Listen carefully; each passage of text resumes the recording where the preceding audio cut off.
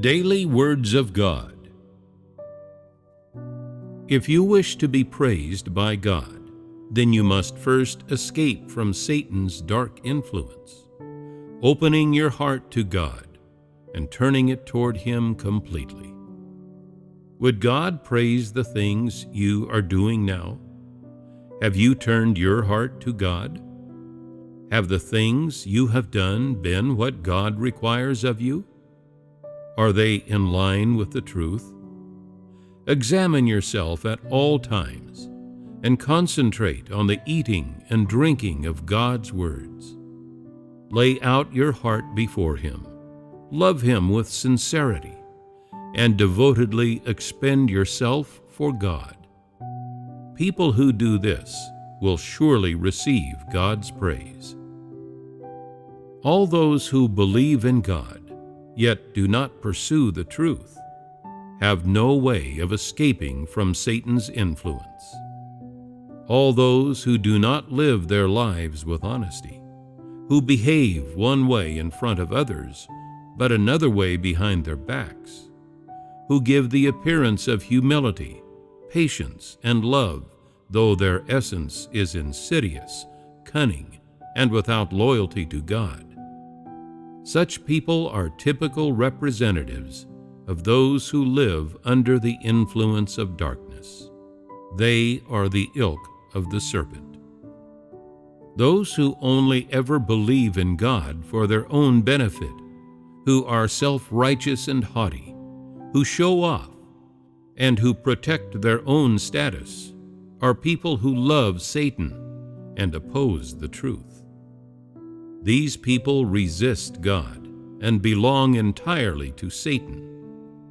Those who are not attentive to God's burdens, who do not serve God wholeheartedly, who are always concerned with their own self-interests and the interests of their families, who are unable to abandon everything to expend themselves for God, and who never live by His words, are people outside of His words.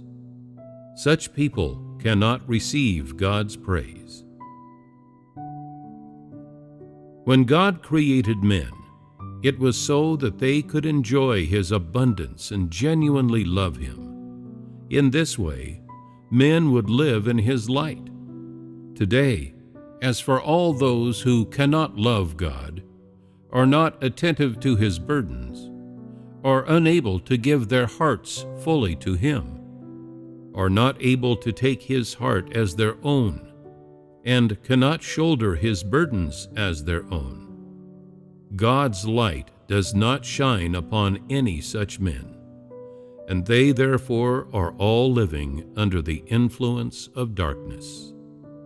They are on a path that is diametrically opposed to God's will, and there is not a shred of truth in anything they do. They are wallowing in the mire with Satan. They are people who live under the influence of darkness. If you can often eat and drink the words of God, and be attentive to His will, and put His words into practice, then you belong to God, and you are a person who lives within His words. Are you willing to escape from the domain of Satan and live in the light of God? If you live within the words of God, then the Holy Spirit will have an opportunity to perform His work. If you live under Satan's influence, then you will give the Holy Spirit no such opportunity. The work that the Holy Spirit performs on men, the light that He shines on them, and the confidence that He gives to them last for only a moment. If people are not careful and do not pay attention, then the work of the Holy Spirit will pass them by. If men live within the words of God, then the Holy Spirit will be with them and perform work on them. If men do not live within the words of God, then they live in Satan's bonds. If men live with corrupt dispositions, then they do not have the presence or the work of the Holy Spirit. If you live within the boundaries of the words of God, and if you live in the state that God requires, then you are one who belongs to Him, and His work will be performed on you. If you are not living within the boundaries of God's requirements, but living instead under the domain of Satan, then you are decidedly living within Satan's corruption. Only by living within the words of God and giving your heart to Him can you meet His requirements.